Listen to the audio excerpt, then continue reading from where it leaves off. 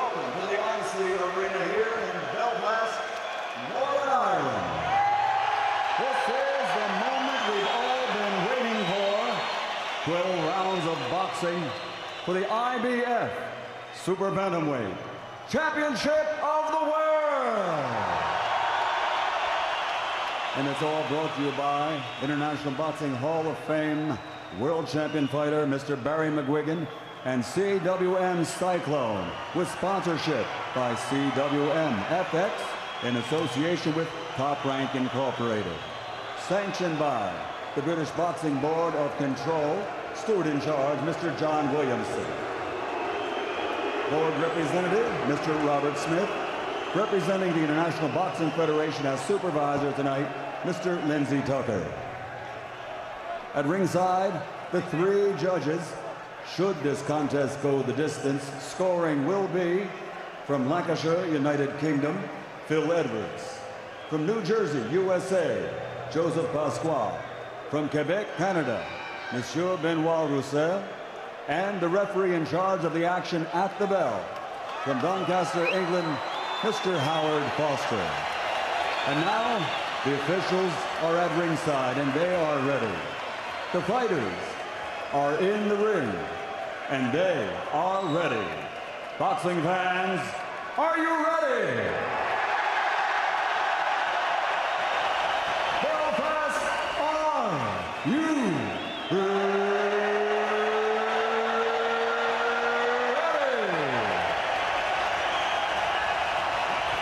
For the thousands in attendance and the millions watching around the world, ladies and gentlemen, from Belfast, Northern Ireland, let's get ready to rumble!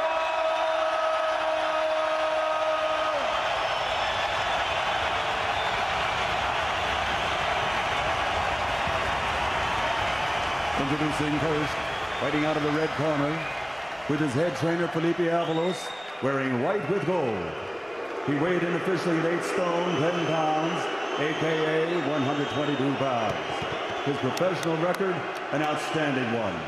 25 victories, including 19 knockouts, only 2 defeats. From Lancaster, California, USA, the IBF #1 ranked Super Bantamweight challenger in the world, Chris the Hitman Avalos.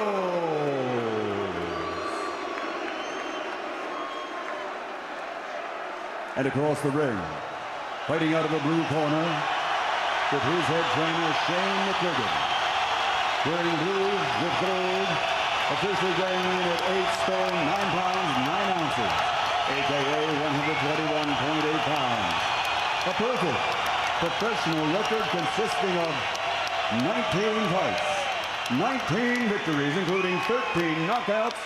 He is the undefeated, reigning, defending IBF Super Bantamweight champion of the world, the fighting pride of Belfast, Northern Ireland, Pearl, the Jackal.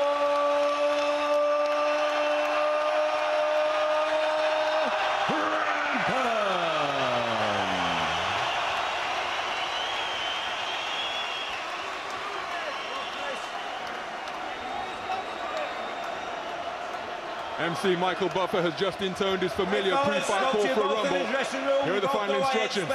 Keep it clean, break straight away when told, and both of you watch your heads in close. Good luck to you both. Touch both. Touch them up. Chris Avalos holding a running conversation with Frampton, who fixed him with a steely gaze during those instructions from Howard Foster. And now we approach the moment that Barry McGuigan said he has found impossible to replace. Since his retirement from the boxing ring, all trainers and seconds have left the ring, and now champ and challenger face one another for the final time before the opening bell. So here we go then, the battle for the IBF Super Bantamweight Championship of the World is underway. Round 1, scheduled for 12. The champion, Carl Frampton, with blue trunks trimmed with gold. For Chris Avalos, early on in this fight, he has to find a way, if Frampton is going to give him a little movement, which he hasn't yet, to cut off the ring and attack, but attack with a certain amount of caution and hook was the first scoring blow of the fight from Frampton. And you can bet that every modicum of success that Frampton has will be cheered to the rafters by this passionate partisan crowd. Frampton staying right in the wheelhouse more early in this first round than I would have thought he would.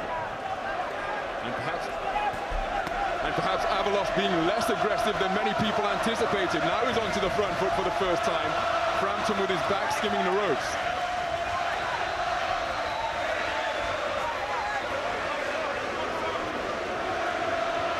Avalos continuing to engage in conversation up there in the boxing ring.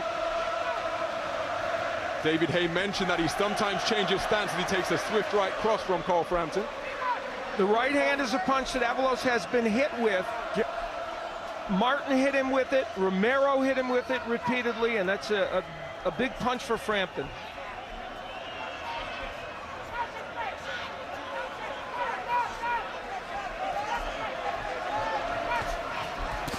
Good right cross from Frampton over the low-held left hand of Avalos. Avalos, the taller of the two boxers, 5'7", going against the 5'5" figure of the more compact champion. And even though he's got the height advantage, Avalos doesn't fight tall. He fights shorter, and that helps Frampton. And you see Frampton getting that right hand in a lot early in this round. Success with the left hook as well from Frampton. He's well as being a shorter man, he's got shorter arms by some 5.5 inches. But still, Frampton first to the jab. 62-inch reach for Frampton, 67.5 for Chris Avalos. The difference between these two fighters, one of the differences is the lateral movement and footwork of Frampton. You see early that it's better. Oh my, that's the second time that Avalos has hit on the break. Howard Foster on it in a flash.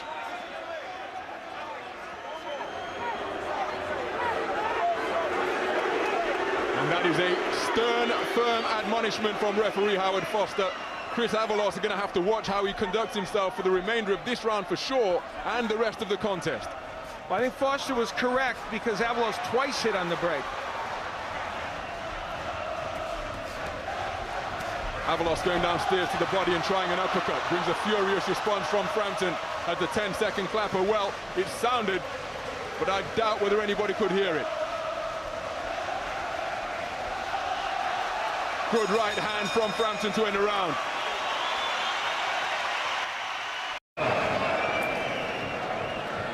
In round number one, Frampton was able to land a number of very good right hands.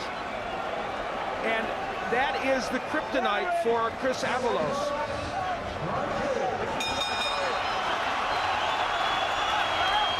Into the second round. It was a bright start for the champion. Chris Avalos far more circumspect than many suspected he would be, trying to get onto the front foot to begin this second session.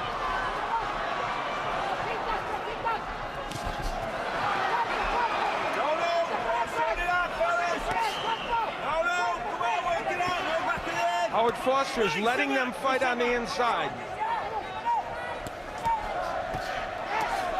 And again, Frampton first to the jab. Good right hand to the body from Avalos. Frampton backed into a corner for the first time.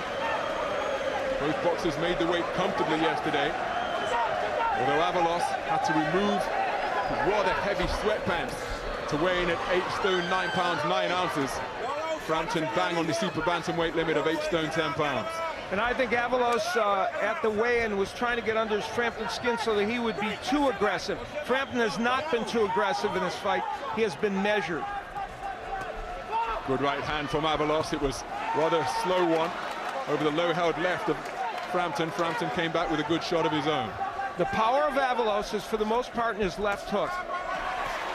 And Avalos being picked off as he tries to get into short range. Frampton keeping his head out of harm's way, turning it to the side.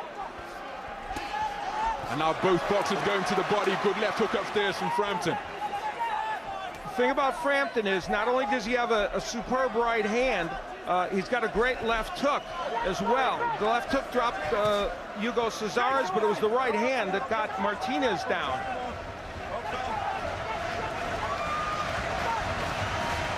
Good left hook of the lead variety from Frampton. Circling that left hand down by his belt line now, trying a right cross which just missed the target.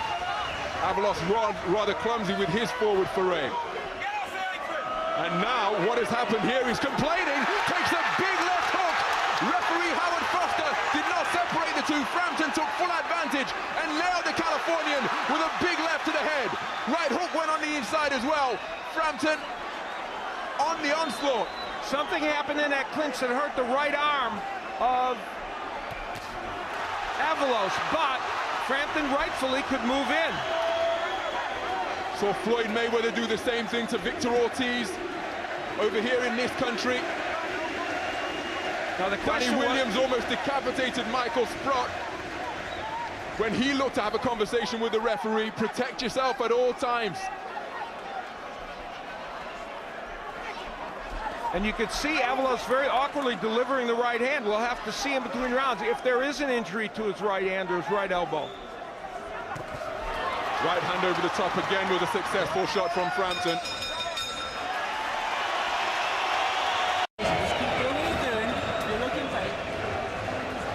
In the last round, here is where Avalos felt that something happened to his shoulder, and he just kind of walked away, and here comes Frampton, who can do that because Howard Foster did not call a timeout. Lack of concentration from Chris Avalos. He's an experienced boxer. This is his 28th contest tonight. He's been boxing since the age of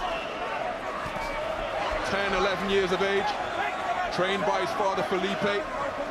Had a brief spell with a former light heavyweight champion of the world, Eddie Mustafa Muhammad, but reverted to his father after the two really didn't gel. So there can be no excuse for him turning his back like that in the heat of battle. We'll see if there's any lingering effects of what looked like an injury. Frampton going downstairs with the left hook very effectively. Avalos trying to respond in kind. But again, it's Frampton's shots that appear to be more forceful. The two boxers stand toe-to-toe in center ring, and referee Howard Foster lets them work away. And if Frampton can continue to do well in this posture, it's going to be very difficult for Avalos, because that's where Avalos thinks he can make some hay. And both men are throwing lots of shots, but Frampton a little more effective. Frampton built for this type of inside work, very compact, very muscular. Beautiful shots to the head. Pulled the trigger rapidly on nose, counter left hook as he was on the retreat. Avalos trying to get inside behind a jab, but he's rather toying with it. It's not sharp, it's not snappy, it's not potent. It's almost like a man feeling his way in the dark. It's so tentative.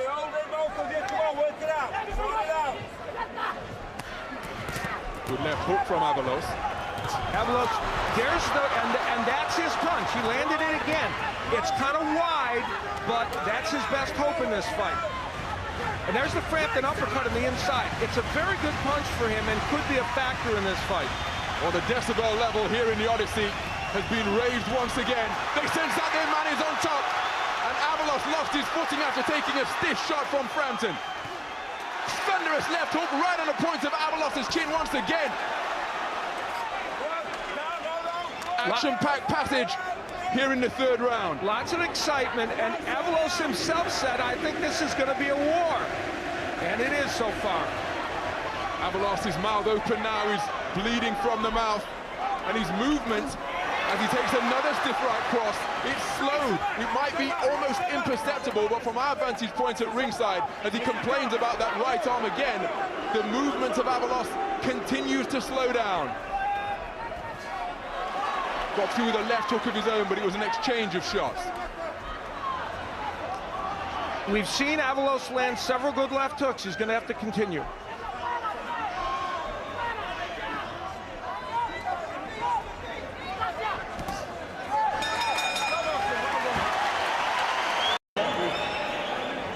Chris Avalos was able to land a couple of good left hooks in that round, but you see that had almost no impact on Frampton. Then Frampton with this straight jab that pushed Avalos back. That was actually a power punch, even though it was a jab on him. So into the fourth round. Been a very bright start by Carl Frampton. Chris Avalos has had his moments, but they've been fleeting when compared to those of the champion. Beautiful single left hand again from the champ. And again, Frampton, despite having shorter arms, continuing to beat Avalos to the most basic of punches, that left jab. The great Gil Clancy said of his fighter Emil Griffith, who was tremendous with the jab, he was shorter than everyone he faced, but the jab is about timing. And so Frampton, despite the disadvantage, is out jabbing Avalos. Well, the left hook has, the left jab rather has shaped the course of contest and the destiny of champions throughout boxing. And now it's a right hand over the top that was successful for Carl Frampton. Avalos just appearing a little bit devoid of ideas, and you can see Barry McGuigan up off his seat, living vicariously through the efforts of his charge, Carl Frampton. What a birthday present it would be for the Hall of Famer Barry McGuigan if his man can come through this successfully. 54 years old today, McGuigan. Frampton was 28 last week.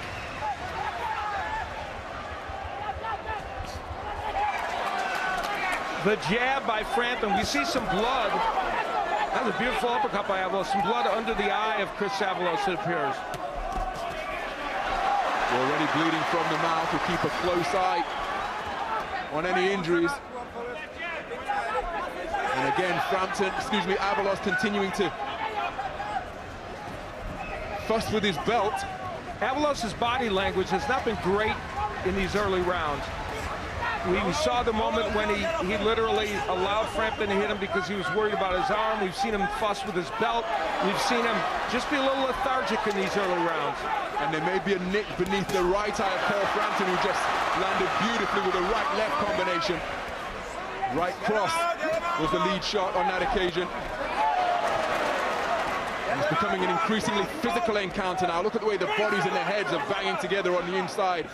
Frampton steals a furtive glance to his corner during the clinch.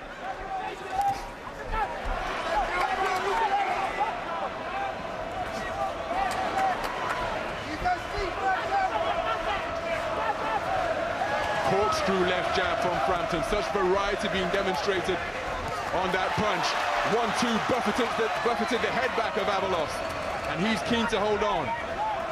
Frampton's right hand has been a major weapon in this fight, and it's because the jab of Frampton has been pretty effective. And there you see it, 1-2 combination. Right, straight away. Old school trainers say that a right hand can take you around the block, but a left jab can take you around the world. Frampton has used his beautifully left hand on the bell from the champ. Chest and get underneath him. Then he can't hit the back.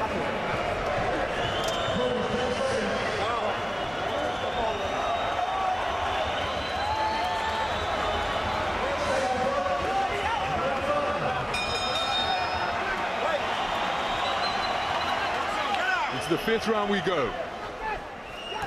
The venerable Jimmy Tibbs was applying the Enswell iron to the right eye of Carl Frampton during that interval after round 4.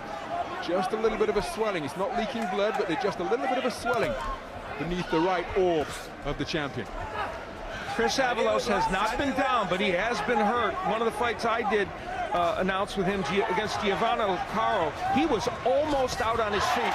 Big right by Frampton. That was a thunderous right cross, and he's backed Avalos into the ropes. The challenger on rubbery legs and going through a significant crisis here in the 5th round. Another right cross flushes home. Avalos tries to hold on, but he's under significant pressure. Howard Foster poised to step in. Avalos trying to fight back, but he's being overwhelmed by this typhoon from Tigers Bay.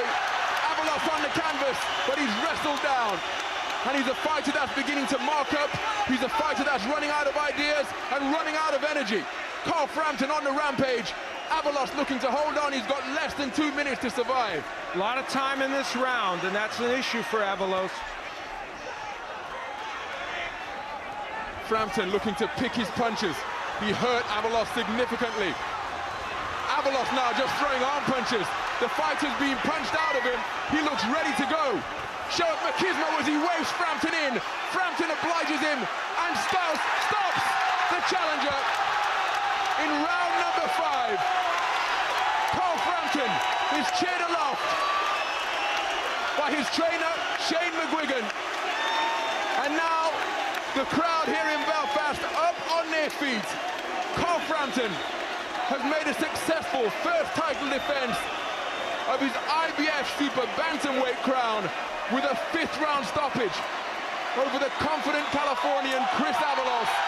Barry McGuigan, what a birthday present for the Hall of Famer, rolling back the years as he delivers a right cross in shadowboxing style. And now it is Carl Frampton who takes the applause of this Belfast crowd. Everybody, to a man, woman and child, up on their feet. And the atmosphere here really is incredible. A celebratory one because the home fighter, Carl Frampton, has successfully retained his IBF Super Bantamweight crown. Wife Christine sharing in the moment.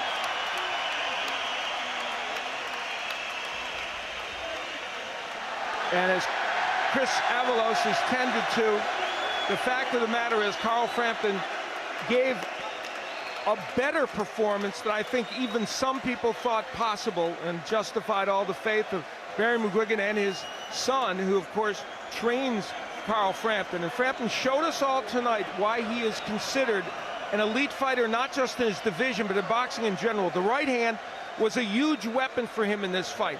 And once he got Avalos in trouble, he was relentless, and he was measured with his punches. Avalos trying to counterpunch back, but couldn't do it. This was at a point where Foster was taking a peek and thinking about what he would do. But then, once Avalos got hit with a couple of big shots and literally is at a standstill after this tumble, is when Foster would step in to stop the fight. The right hands of Frampton were just raining on him. And that's when a wobbly Avalos had the fight stopped by Howard Foster. Well, we talked about the fact that there's power in both the left hand and right hand of Frampton. Tonight, as was the case when he fought Martinez to win his title, it was the right hand that did most of the damage and created a celebratory moment for this huge crowd here in Belfast. Well, the hitman, Chris Avalos, elected to engage in a shootout with the champion, Carl Frampton. And when the smoke cleared, it was the Jackal who was left standing. He moves on to 20 fights undefeated, 14 wins inside the distance, and he successfully retains his IBF Super Bantamweight title with a performance that'll send a message to the rest of the 8 stone 10 division. Plenty of big fights on the horizon for Carl Frampton. He's talked about unification showdowns. The WBA regular champion Scott Quigg is here in attendance ringside. What a tantalizing matchup that would be. Choose your venue, Manchester, right here in Belfast, the neutral ground in London. You can guarantee that the atmosphere would be incredible, and that would be quite a fight. And right now, Carl Frampton drinking in this moment, and what this crowd right now is showing him in terms of love and affection. Well, he dealt with the occasion, he dealt with the pressure, and there is significant pressure when you're performing at home. He dealt with all of that and the credentials of the man in front of him and produced a cool-headed, measured punching display to stop his opponent in the 5th round and successfully defend his IBF Super Bantamweight crown for the first time.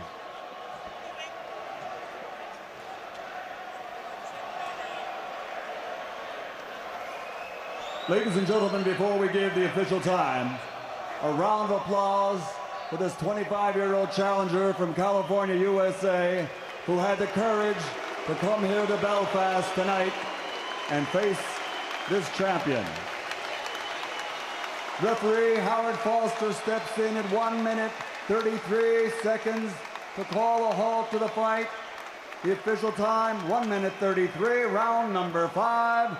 The winner by TKO, now 20-0, the undefeated IBF Super Bantamweight champion of the world, the Fighting Tide of Belfast, Northern Ireland, Carl the Jackal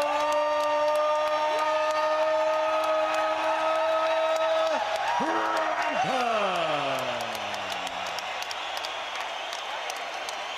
That World Championship belt remains strapped proudly and firmly around the waist of Carl Frampton. He is still the IBF Super Bantamweight Champion of the world, and we'll hear from the champion after this short break. Carl Frampton, still the IBF Super Bantamweight Champion of the world. Yeah, it feels nice. Unbelievable atmosphere as always in here. Better and better every time. But I felt great in there tonight. Felt absolutely amazing. And to be honest, it was pretty easy. Easy? Very easy. When did you sense that? From the second round when he turned his back? Well, again, after the first round, I knew I had him. He was very slow, punched very slow. And then when he turned his back, he wanted out, and I knew that. Tell us about the finish. I can't remember. I think I hurt him with a right hand, wobbled him, kind of hit him a few shots, fell to the ground. I don't think it was a legitimate knockdown. He was just a bit off balance. Didn't want to get up. He's a tough guy. First, he stayed up. You know, he's still on his feet. Have to give him credit. Tough guy. But I'll have to watch it back. But there was no escape for him. The wave of support here, the noise level. Just give us an indication of that when you're in the ring. It's unbelievable. Look, this place, the Odyssey, it's like my home, and I think that's four or five fights in here. I knock people out when I come here. That's it, simple as. Well, Barry, you talked about the atmosphere. You talked about this place. Yeah. How big a part has that played tonight, or was simply Carl Frampton just in a different class? I've said this before. This is the best super bantamweight in the world. There are the aficionados out there who think Rigondeaux is. He's the best super bantamweight in the world. That includes Leo Santa Cruz, Scott Quigg, and Guillermo Rigondeaux. This guy is the best fighter in the world, and guess what? We aim to prove that. What does he prove tonight, though? He just, you know, with the way he's finished it in particular. He's done it in third gear with this guy. He never even, you haven't even seen, Shane will tell you, this guy does 15 rounds in the gym with 3 different sparring partners, 3 weight divisions above him. He's a sensational fighter, and over the next couple of years, Gabriel, we are going to prove that, and we really hope we got ITV along with us. Shane, do you think tonight as well, that sparring, you did an awful lot of sparring, intense sparring, came to fruition tonight? Yeah, we brought in some Mexicans, and those guys weren't anywhere near as good as them Mexicans in sparring. And it was, it was worth his weight in gold to get them over. And we put all the effort in the gym, and it made the fighting easy tonight. Well, Scott Quigg, Carl, is here tonight. He's definitely here tonight. What about fighting this man next? Yeah, I would love it. I think Scott wants it. It's a summer showdown between the both of us. It's a huge fight. It's a massive fight. But Scott needs to remember who's the real world champion. What did you make of the world champion tonight? Yeah, I thought it was a good performance.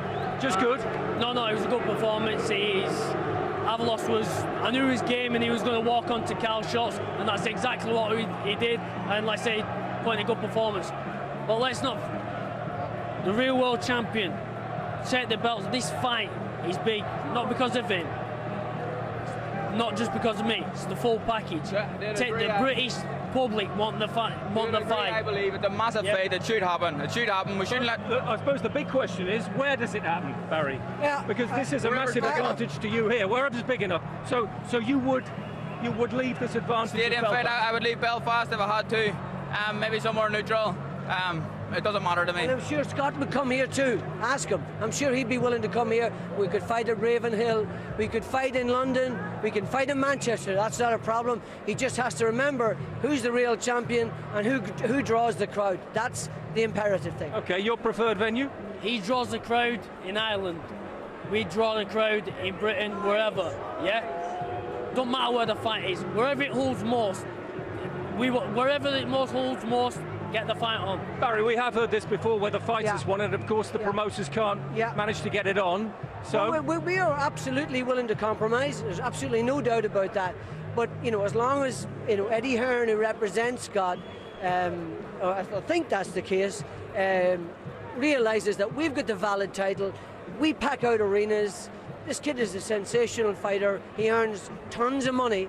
And so he should, because he's the draw. He's a massive draw. So as long as Scott understands that, we are happy to do business. We're happy to compromise on certain issues. But we would definitely love to fight Scott Quigg next. And we saw a massive fight last year for Froch Groves. What would this contest represent? Well, I'm not going to get ahead of myself. It's a massive fight. I don't think it would do 80,000, but it's a huge fight. I think Scott would agree with me here. But listen, it's a huge fight. it's the biggest fight in the UK at the minute. I don't think there's Amir Khan, Kell Brook possibly, but I think this one's been brewing a lot longer. It's a huge domestic showdown. And the final word to you, Carl. Just sum up what tonight has represented here, what you hope you've shown, and what part your fans have also played. I knew it needed to be important. It was always important for me to put on an explosive performance. That's what I've done. I love this place. I love Belfast. I love the support I get. I want to keep as many fights as here as possible. But if we have to travel for the Scott Quigg fight, I'm happy.